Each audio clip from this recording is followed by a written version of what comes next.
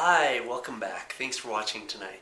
Today's workshop is Just Say No to Drugs. And you know, as a chiropractor, I am always so excited when I hear somebody else tell me that they've been able to go off some medication since they've been getting chiropractic care.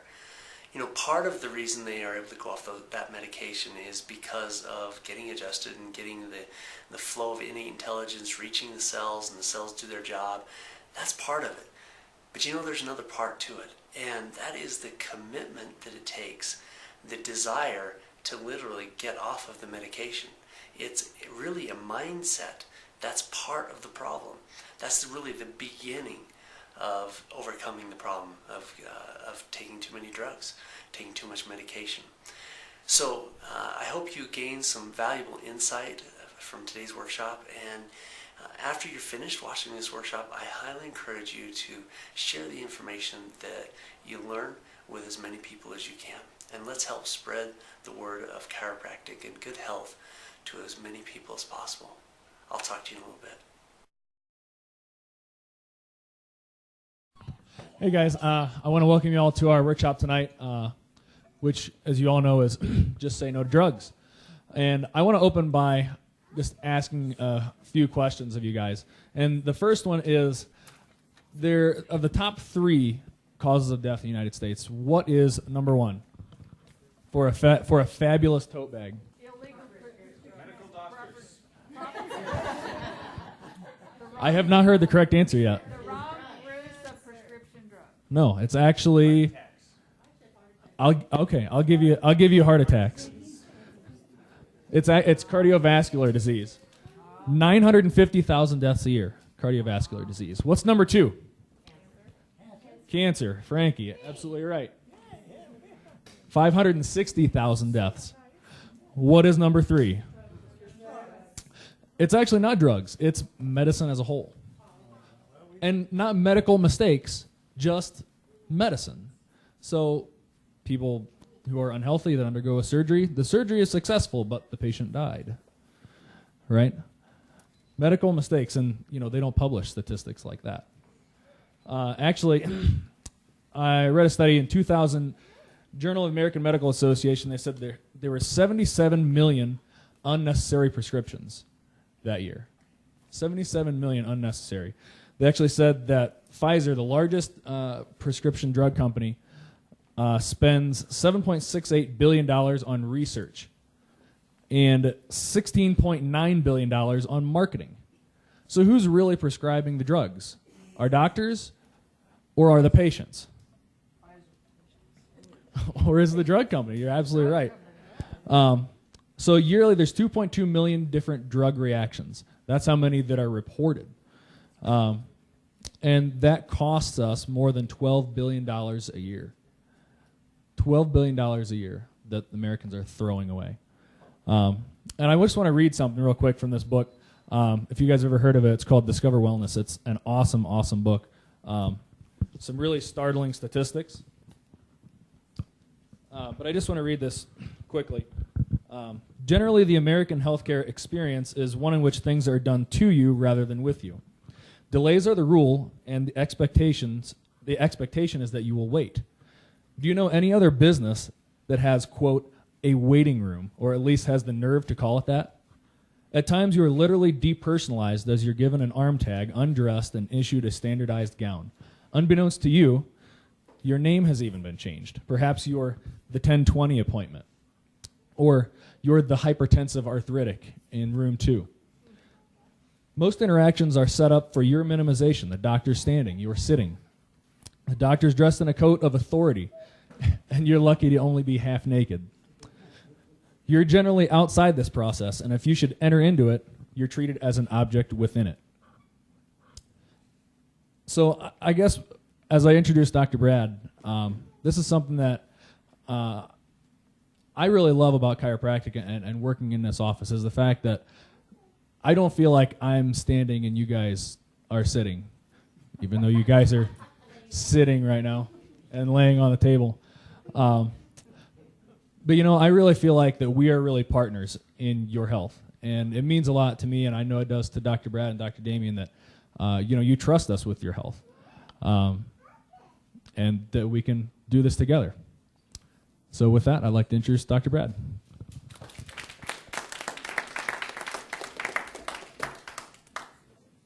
Thank you for that. Aren't those statistics amazing? I mean, to think of where the medical profession has taken our thinking.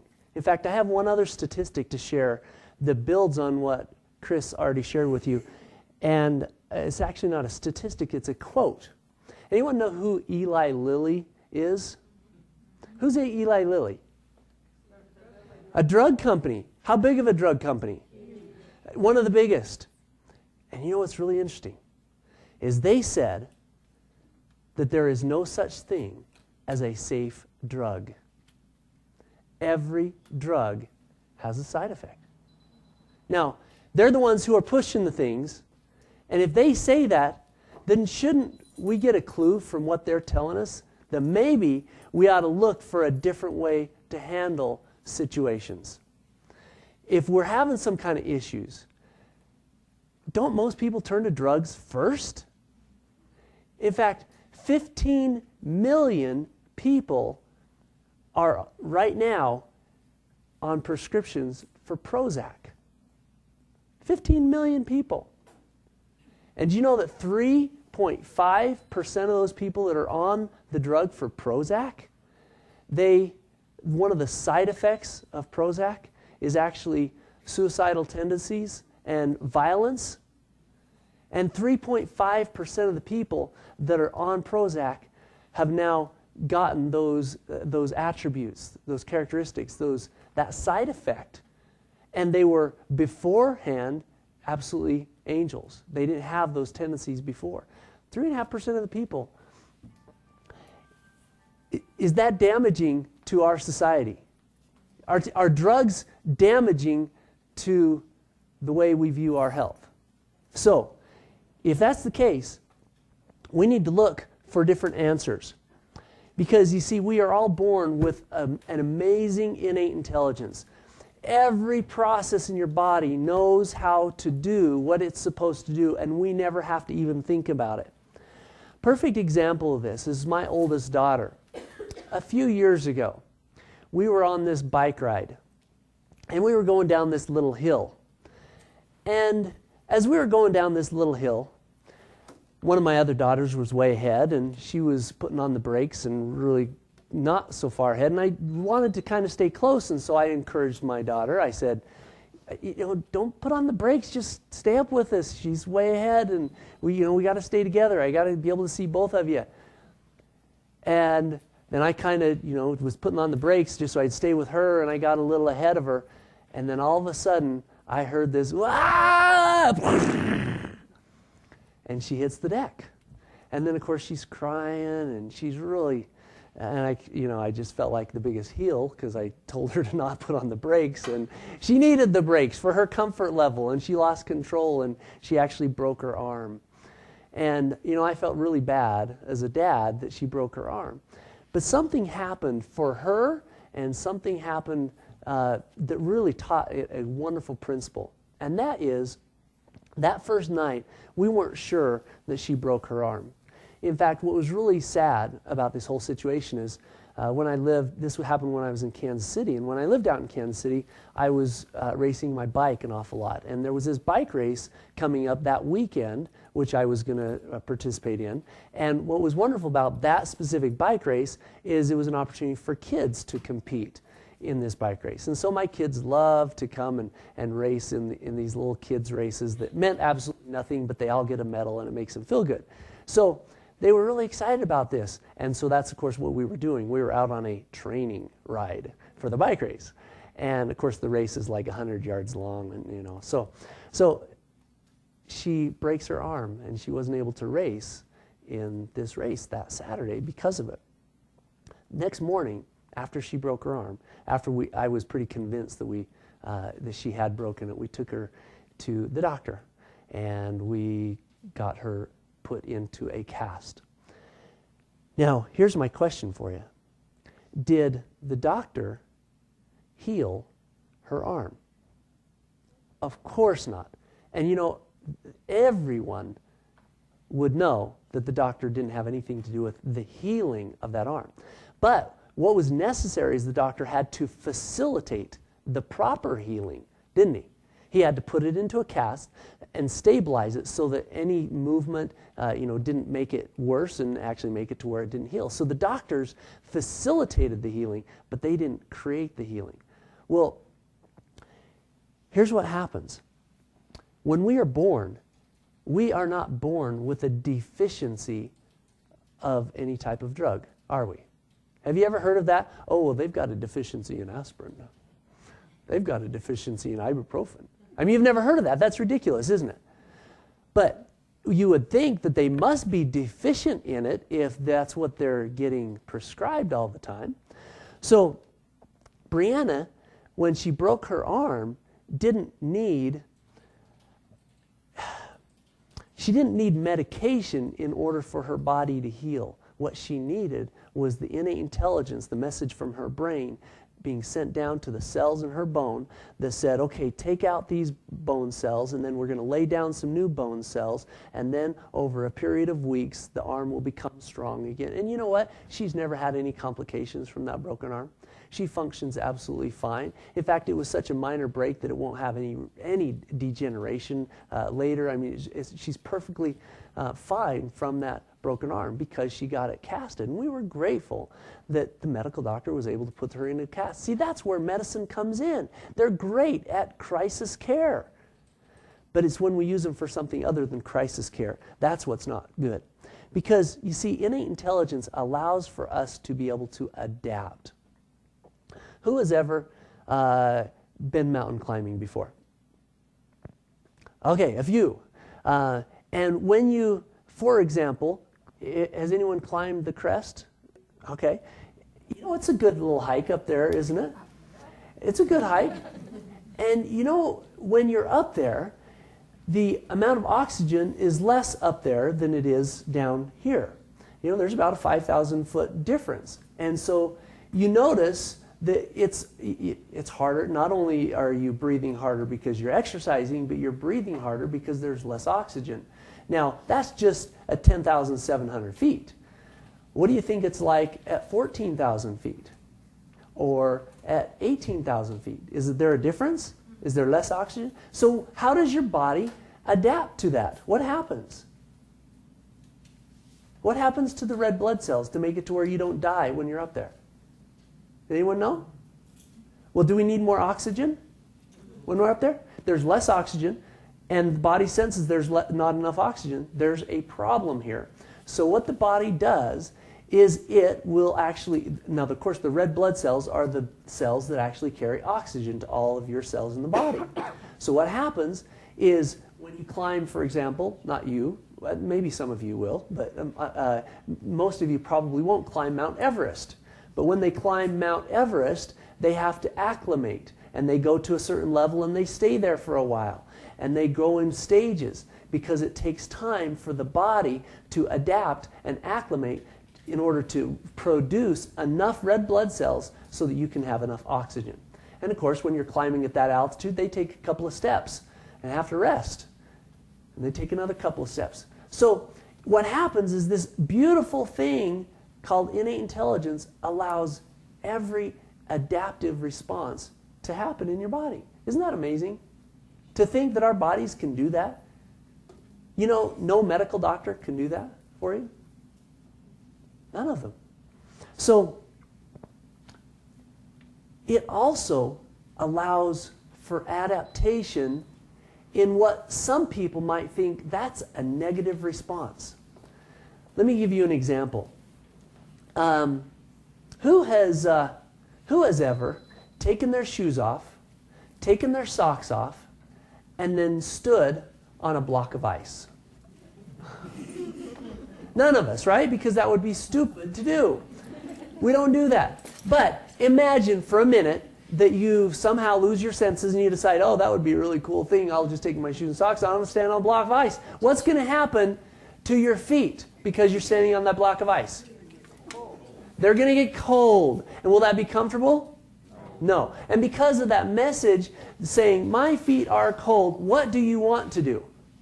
You want to get off the iceberg, the block of ice. Let's just say for a minute that for whatever reason you just decide, oh, I don't want to get off that block of ice. I think for whatever reason this is just going to do me some good.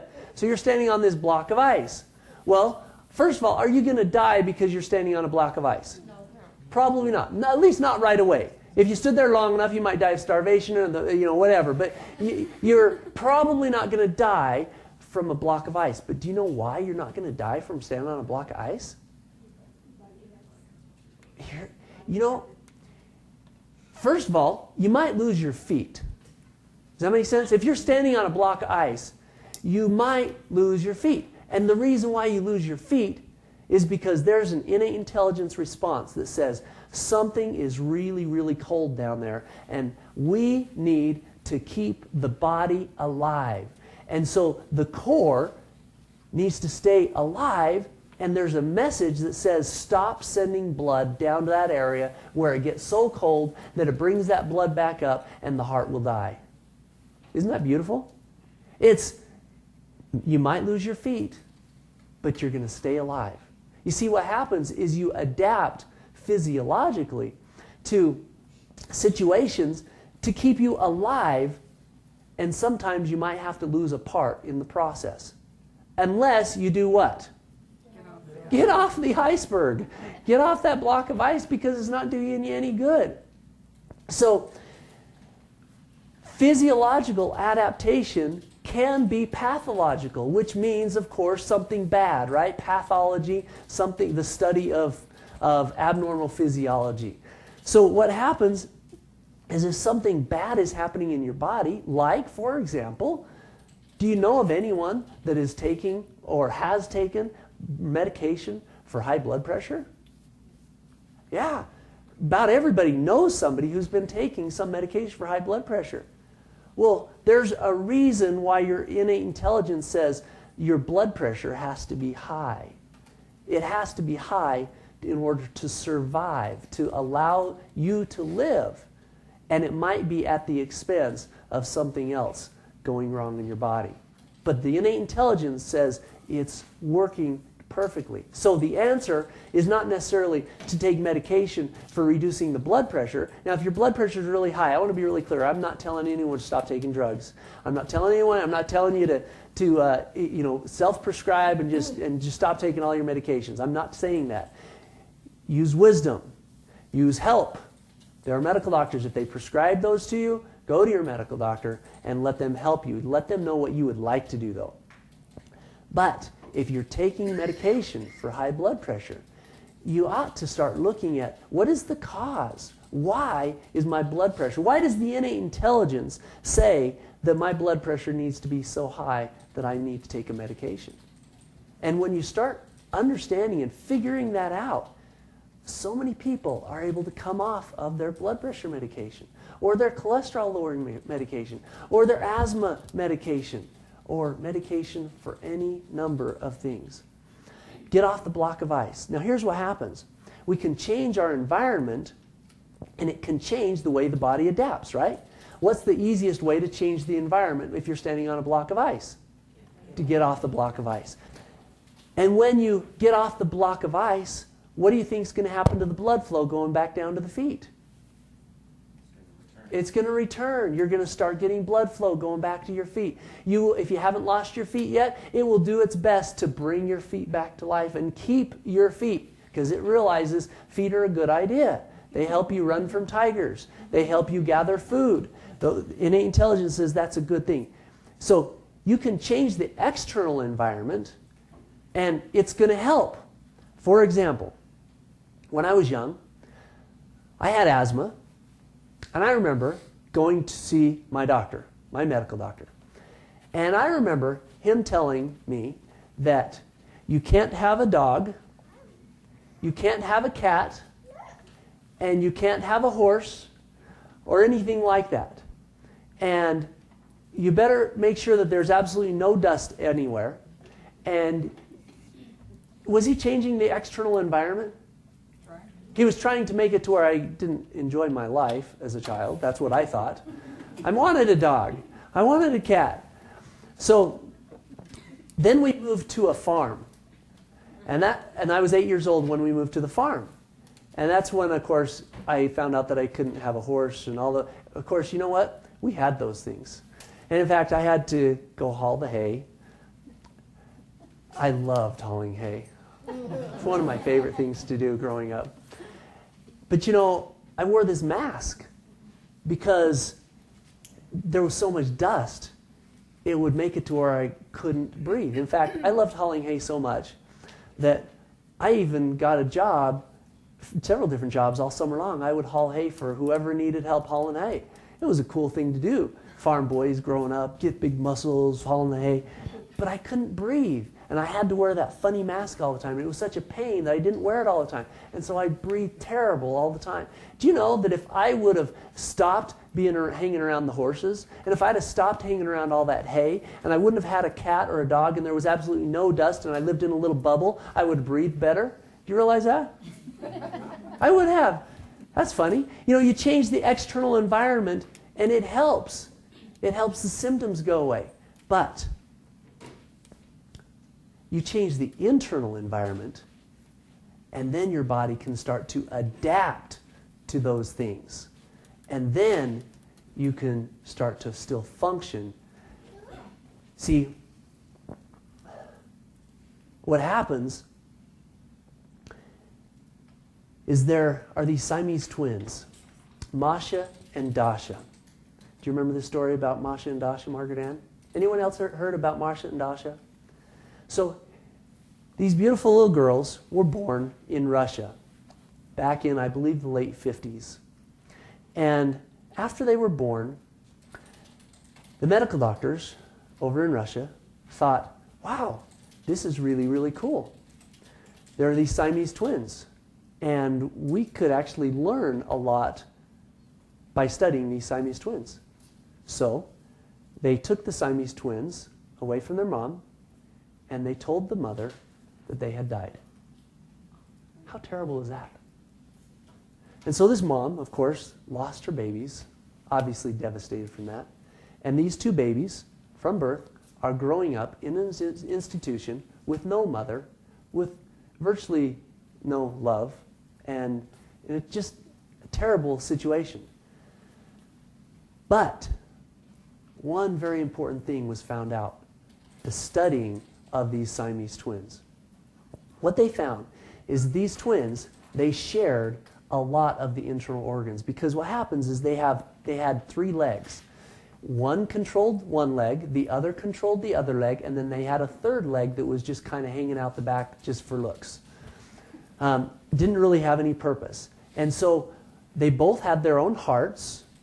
They both had their own, kidneys, lungs, those types of things. But they shared some important organs.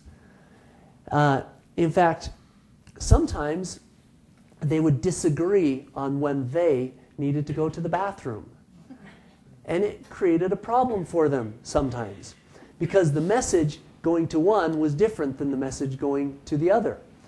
In fact, what was really interesting is one of them liked to smoke cigarettes, and the other one hated cigarettes. Obviously, she couldn't get very far away from her sister. And so she was breathing secondhand cigarette smoke all the time. So the one who liked to smoke cigarettes almost never got sick. Now, who's heard that smoking cigarettes is bad for your health? Okay, so we're agreed there. So she's smoking cigarettes, but yet she hardly ever gets sick. And she's seemingly healthier than her sister, who's really close to her. And her sister actually is getting sick all of the time. Yet she doesn't smoke. There's one significant difference between those two little girls that grew up into young ladies and then older ladies. And what happened is they shared one very, very important thing.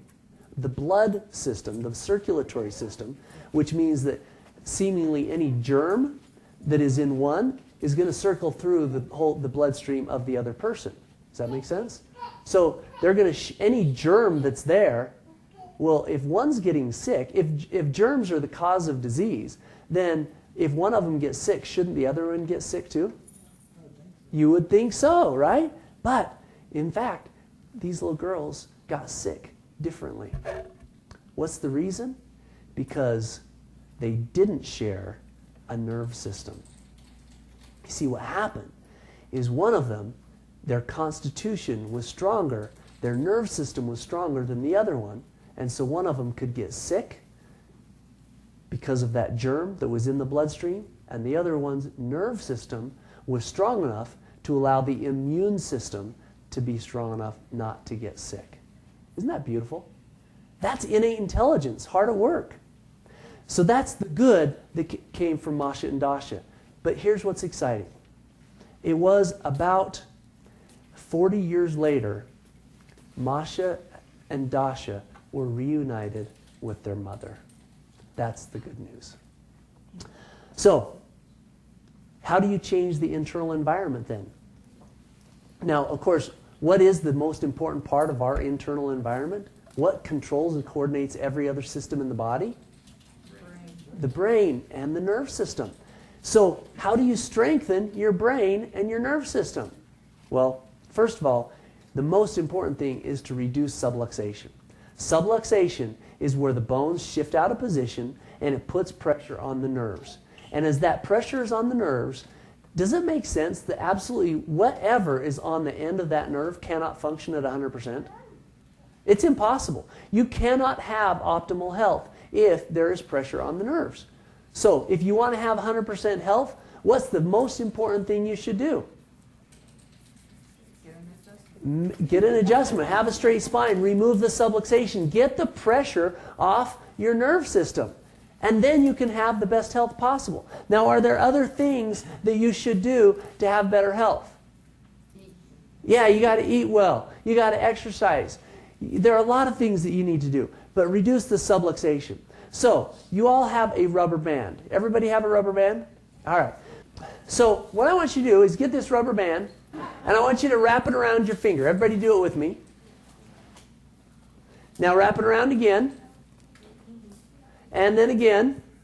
And if you have a really, really long elastic rubber band, do it a few more times. If it's a little tighter and it's uncomfortable, just do it right there.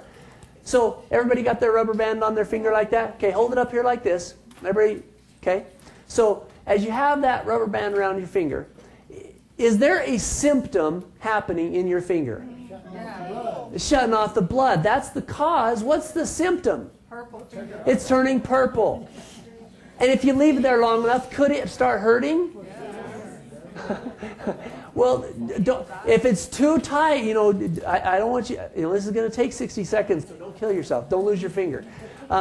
So, is it possible that you could go to a medical doctor with a symptom like pain because of something like this? Now, of course, this would be ridiculous. This is a ridiculous example, okay? But you could go to the medical doctor, and couldn't they say, well, maybe your finger's hurting. Maybe you should put some lotion around that because that will make it feel better, right? Or how about this one? You were born with a deficiency of aspirin. Maybe you should take some aspirin. Or, oh, the aspirin's not working? The lotion's not working? Maybe we should just cut it off. Isn't that what happens?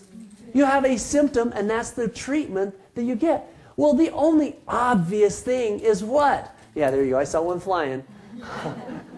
Take the rubber band off. That's exactly like subluxation. Remove the interference. Life will flow to your cells, and you can have good health. But you have to be patient, because your idea of healing may be different than God's idea of healing. Let me give you an example. When I had my office back in Kansas City, I had 2 ladies who came to see me in the same month for the same problem. Their primary complaint was shoulder pain. What was really interesting, I started working with both of them. The first one, I adjusted her, and within 2 adjustments, her pain in her shoulder was starting to go away, and within a few weeks, it was completely gone. Isn't that beautiful? Innate intelligence, restored flow of life, go into the cells, her shoulders stopped having the pain. The other lady started at the same time. I adjusted her, and I adjusted her, and then I adjusted her some more. 2 months later, she says, when is this pain going to go away in my shoulder? And I told her about that other lady who the pain went away, and she's like, well, that was her. When's that going to happen to me? And I kept on adjusting her. And of course, we were working with some mechanical things with her to help her improve, get the shoulders back and all these things. But the pain stayed with her for an awful long time. And in fact, it was about a year into her care where she came to me and said, I am so sick of this. I'm done. And she quit chiropractic care. She quit. Who did she quit on? Herself. Because what was interesting is in that year, about 3 months into it, she came in one day and she said, that cholesterol medication that I was taking before, I've been able to decrease the amount that I'm taking. And then sometime during that year, she stopped taking it altogether. Was chiropractic working for her? You see, we can't dictate when our symptoms are going to go away. What we can control is what we're doing to be healthier. Innate intelligence will heal, but we've got to be patient and do everything we can to help that happen. Not taking medications is simply a choice. Here's what happens. If we understand that the power that made our bodies is what heals our bodies, then we can make a choice to stop taking medications under the direction of whoever helped you get on the medications to begin with.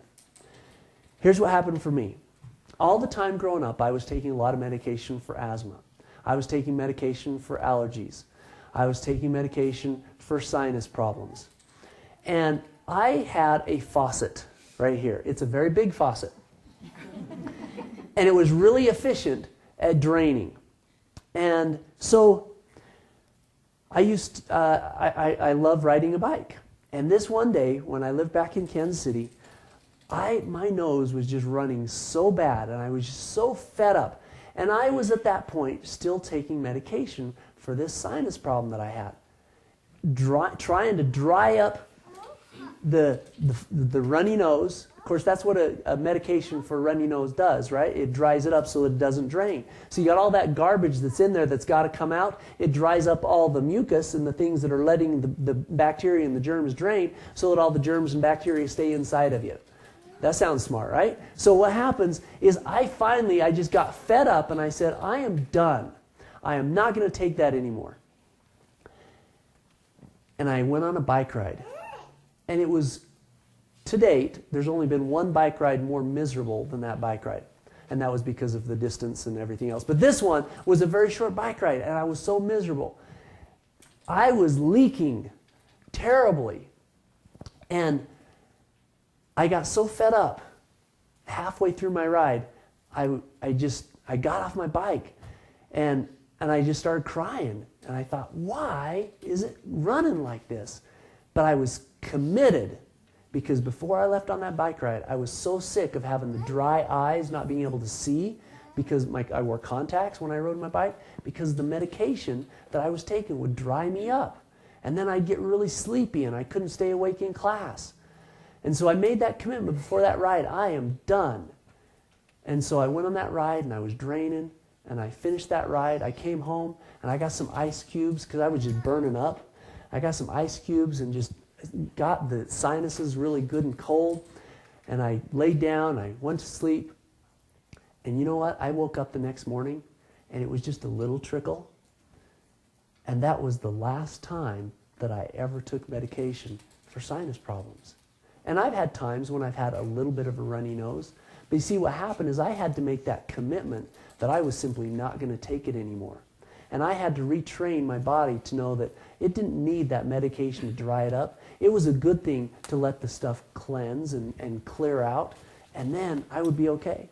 So it was a commitment. It is a commitment to decide to not take medications.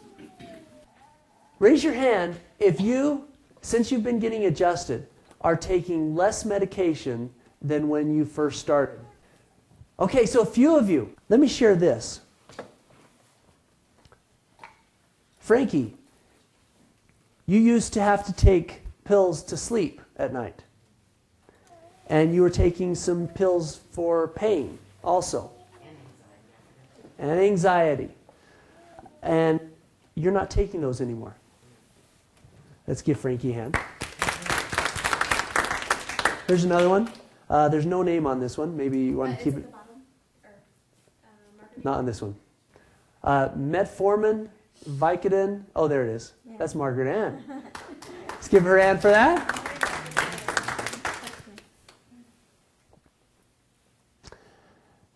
This is beautiful. Where's Mary? Mary in the back. None yet, but I have lowered my pain medication in half. And that is a lot since I have been on them for over 10 years. More like 15 years. All right, here is another one.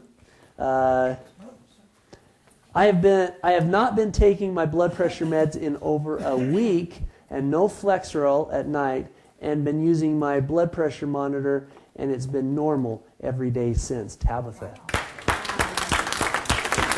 How long have you been adjusted, Tabitha? A week. Let's give her another hand for that one. Advair, Singulair, and Flonase are a thing of the past for Jackie. All right, and I'll bet you we could go on and on and on, and that's what's so exciting about this, and that's why I love to be a chiropractor. And so, we have these cool shirts, probably about the coolest shirt I've ever seen, because it says, my new prescription. It says, less medicine equals more health. But see, isn't that different with what the medical doctors say? You take all this medicine and you're going to feel better, and it gives you the illusion that you're healthy.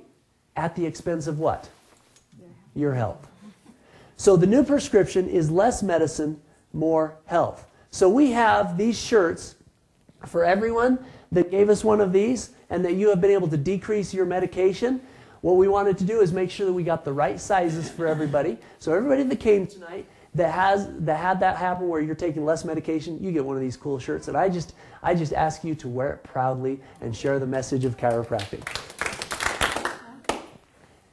And as you are getting rid of those medications, we have what we call a drug jug right here.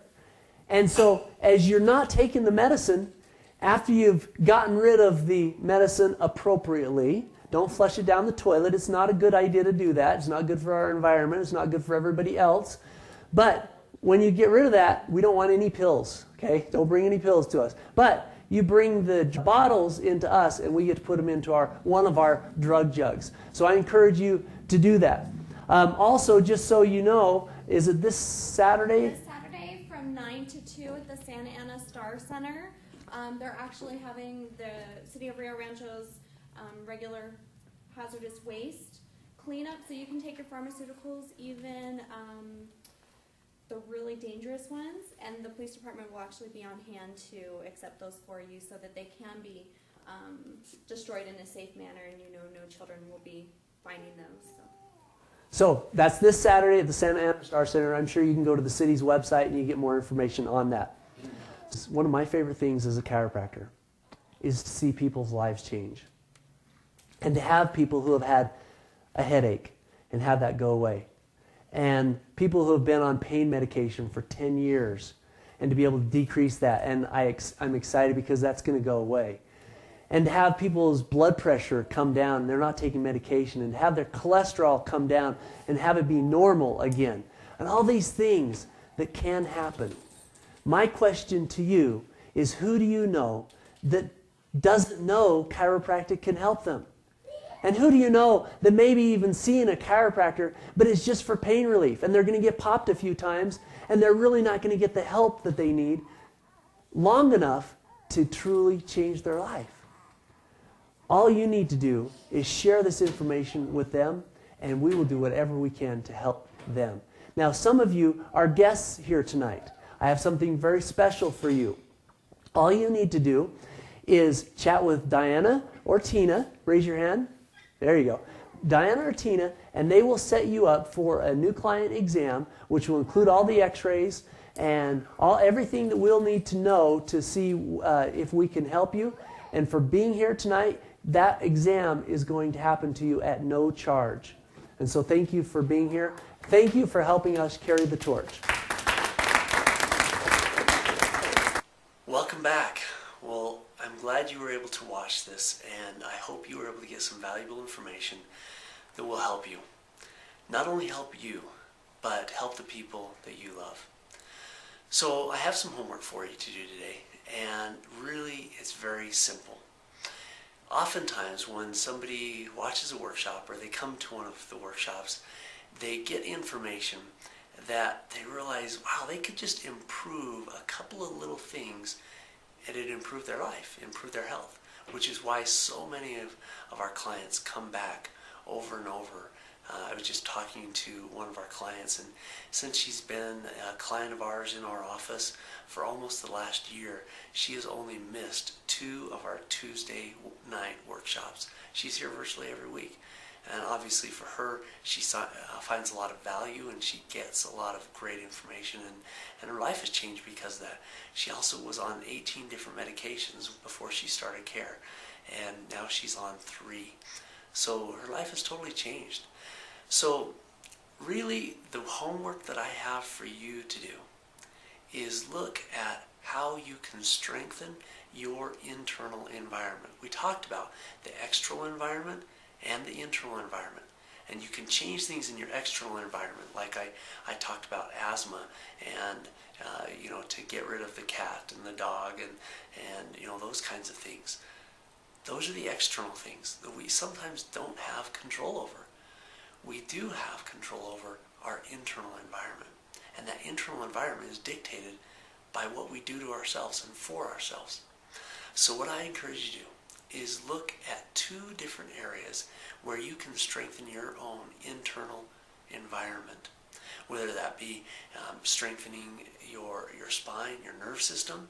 Maybe you're not really faithful with keeping all of your adjustment schedules. Maybe you're not faithful enough with your traction and doing your homework at home. Maybe you have your spinal hygiene exercises that you're really not as faithful as you could be there. Maybe some of those things you are faithful on, but you're lacking in other areas. Maybe your eating habits really aren't conducive to really strengthening your health. So pick 2 things that you thought of while we were going through the workshop that you can do to strengthen your own internal environment.